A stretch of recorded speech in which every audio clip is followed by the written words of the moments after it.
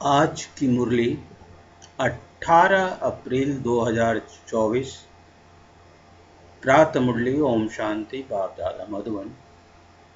आज के मुरली का रिवीजन और मंथन प्रश्न उत्तर के माध्यम से करते हैं। पहला प्रश्न, मीठे बच्चे, बाप है दाता, तुम बच्चे को बाप से कुछ मांगने की दरकार नहीं, क्योंकि कहावत है ना, मांगने से मरना भला। क्यों, ऐसा क्यों कहा गया है? तो इसका बहुत सरल उत्तर है कि बाप के हम सब बच्चे हैं, तो बाबा दाता है, तो हम सब मास्टर दाता हुए ना। तो मास्टर दाता और हमें जो ये रूहानी पढ़ाई बाबा पढ़ा रहे हैं, जो ज्ञान ये दे रहे हैं, उसका मुख्य उद्देश्य है मनुष्य देवता बनने के लिए। और देवता कहा जाता है देने वाले को, तो हमें भविष्य में भी देने वाला बनना है। और अभी दाता के बच्चे मास्टर दाता हैं, तो हमें कोई भी मांगने की दरकार नहीं है। नेक्स्ट प्रश्न पर आते हैं। नेक्स्ट प्रश्न है, कौन से स्मृति सदा रहे तो किसी भी बात की चिंता व चिंतन नहीं होगा। कौन सी स्मृति सदा रहे तो किसी भी बात की चिंता व चिंतन नहीं रहेगा। इसका उत्तर है, हमें यह समझना है कि जो बीत गया यानी जो पास्ट है, उसे हमें ड्रामा समझना है। जो बीत गई सो बीत गई, तो उसके बारे में न तो चिंता करना है, न चिंतन करना है, न रिपीट करना है। और ऐसा है कि हम जैसा पुरुषार्थ करेंगे इस समय यानी संगम युग पर, बाबा के श्रीमत प्रमाण जैसा पुरुषार्थ करेंगे वैसा भविष्य में हमें पद मिलेगा। तो चलिए नेक्स्ट क्वेश्चन लेते हैं।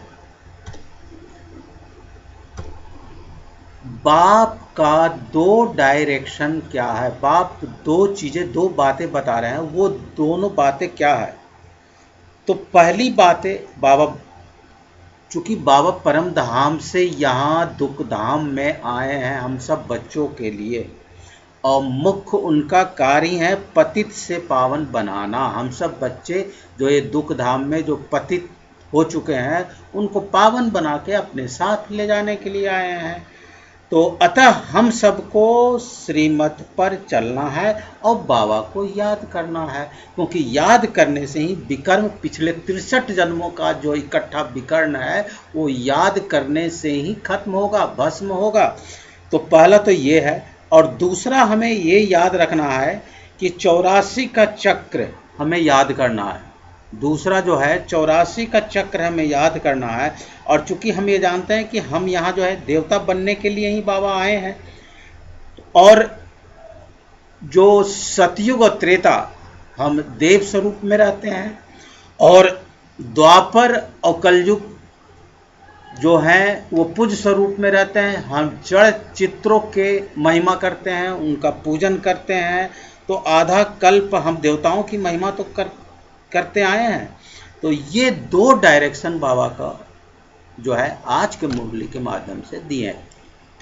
नेक्स्ट क्वेश्चन है, अभी ये डायरेक्शन सभी सेंटर वालों को दिए जाते हैं कि बच्चे को कोई भी लेकर ना आए। क्यों? क्योंकि बाबा कह रहे हैं ना कि बच्चे, छोटे बच्चे अगर यहाँ सेंटर पर आएंगे तो बच्चे तो रोते हैं।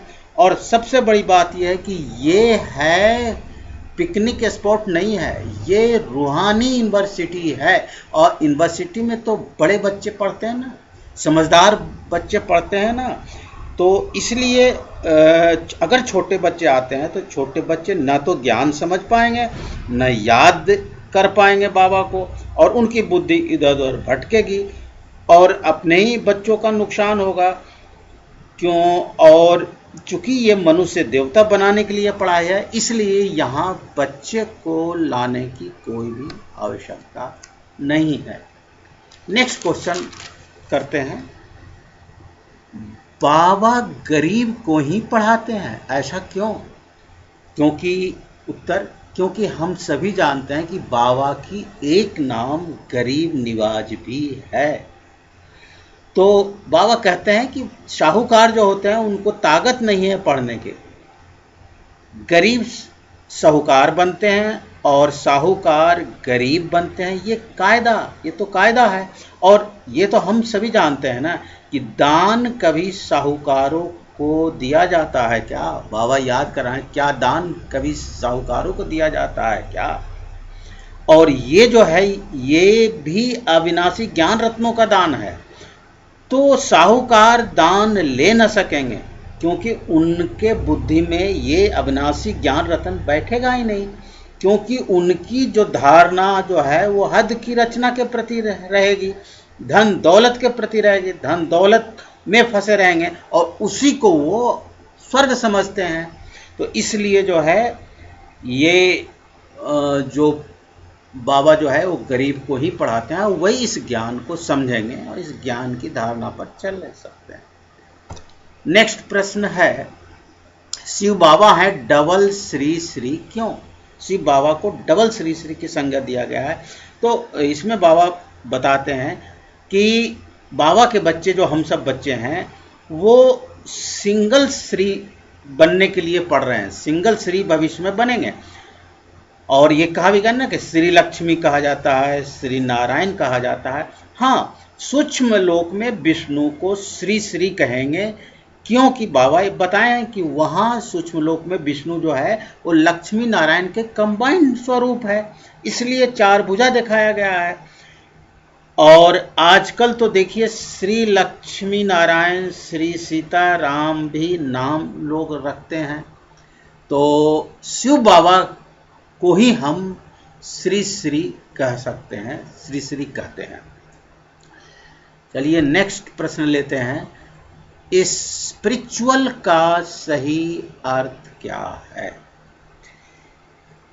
देखिए बाबा जो हैं वो सभी रूहों के पिता हैं, रूहों के बाप हैं, यानी सोल के पिता, सुप्रीम सोल, परमात्मा। इन्हीं को गॉड, ईश्वर, अल्लाह, खुदा विभिन्न नामों से पुकारा जाता है। तो वैसे शाब्दिक अर्थ में, लौकिक अर्थ में स्पिरिचुअल जो है वो फिलॉसफी को भी कहा जाता है, लेकिन यहाँ जो ये ज्ञान, इसको रूहानी ज्ञान कहा जाता है। और रूहानी ज्ञान का मतलब है रूह से संबंधित और रूह के पिता यानी परमात्मा, सुप्रीम रूह, परम पिता। तो इससे संबंधित जो भी ज्ञान है, और ये ज्ञान कोई भी देहधारी चाहे कितना पढ़ा लिखा हुआ व्यक्ति हो, कितना ज्ञानी हो, वो नहीं दे सकता है, क्योंकि ये ज्ञान केवल और केवल बाबा ही दे सकते हैं, क्योंकि वो जन्म मरण के चक्र से परे हैं, जन्म मरण के चक्कर में नहीं आते हैं। तो उन्हें सृष्टि के सारी ज्ञान है। तो इसलिए ये स्पिरिचुअल का सही अर्थ यहाँ बाबा ने समझाया। और नेक्स्ट क्वेश्चन है आज के वरदान से। आज के वरदान के अनुसार संपूर्ण पवित्र आत्मा कौन है? सबसे पहले आज के वरदान एक बार सुने। वरदान है, एक बाप के कंपेनियन बनाने व उसी कंपनी में रहने वाले संपूर्ण पवित्र आत्मा भव। अब यहाँ आज बाबा इस वरदान में बता रहे हैं कि जो बाप को कंपेनियन बनाने और उसी कंपनी में रहते हैं उसे ही संपूर्ण पवित्र आत्मा कहेंगे या कह सकते हैं। और इसमें ये भी बाबा बता रहे हैं कि वो आत्माएं जिनके संकल्प और स्वप्न में भी ब्रह्मचर्य की धारणा हो, स्वप्न में भी, संकल्प में ब्रह्मचर्य की धारणा हो। फिर ये भी समझना है कि ये संगठन बाप के कारण है, स्नेह की ही कंपनी है। तो हमेशा एक बात याद रखना है कि बाप बीज हैं, इस सृष्टि का बीज रूप कहा जाता है ना, तो बाप बीज हैं, इसलिए कभी भी बीज को कभी भी भूलना नहीं है। एक सूचना है कि प्रत्येक वीडियो के डिस्क्रिप्शन बॉक्स में हम आज के क्विज के क्वेश्चन के लिंक डालते हैं और याद और सेवा के चार्ट का भी लिंक डालते हैं।